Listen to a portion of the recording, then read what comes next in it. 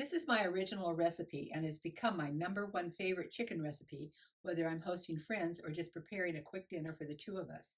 This recipe comes together in less than 30 minutes. To make this recipe, you will need some chicken breast meat, some flour, an assortment of fresh herbs, some dried herbs, salt and pepper, some grated Parmesan cheese, 1 egg, some butter, and some chicken broth. I like to start with partially frozen chicken breasts and cut them in half. It's much easier to cut them in half if they're partially frozen.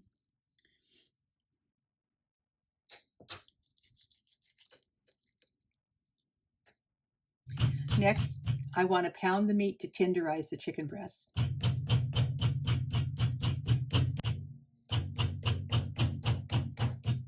Once you have your chicken breasts nicely tenderized, just generously sprinkle them with some coarse kosher salt, and we'll put these aside. Step 2 is taking all of your herbs and your salt and your pepper and your dried herbs and mixing them all together.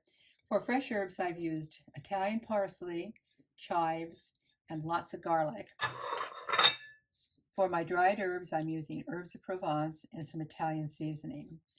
And I've also taken out about 1/4 of a cup of the chopped herbs, which will be used in the broth. Now I'm adding Parmesan cheese, probably about 1/3 of a cup, grated Parmesan cheese, and now 1 beaten egg, and you're going to mix this well. Once it's all mixed well, we want to just put this aside. Step 3 is to take your chicken breasts and dredge them in the flour. Dredging helps preserve the moisture in the meat and keeps the meat tender. Transfer them over to another plate. And again, I am doing 4 servings, 4 pieces of chicken. Coat your chicken with your herb and cheese mixture. Transfer to a plate. And then we'll put this aside while we heat our oil and butter.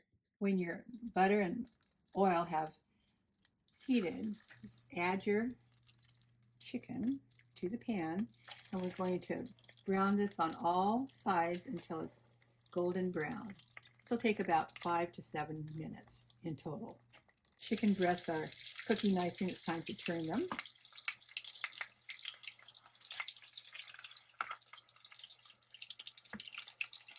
And continue cooking for just until they're nice and brown on the other side.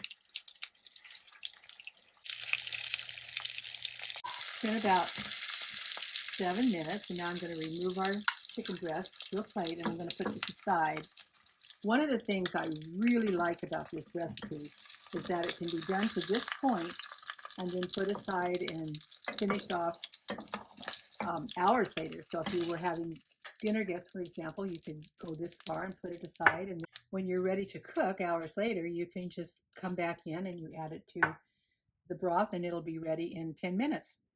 I've drained off our grease from our frying pan, and now that 1/4 of a cup of herbs and garlic that I held out, I'm adding to the frying pan.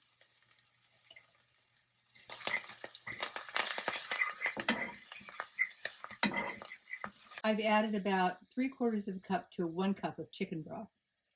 And now I'm bringing it to a simmer. The final step, and this would be 10 minutes before serving, is you place your chicken breast back into the broth, and this will cook for 10 minutes covered.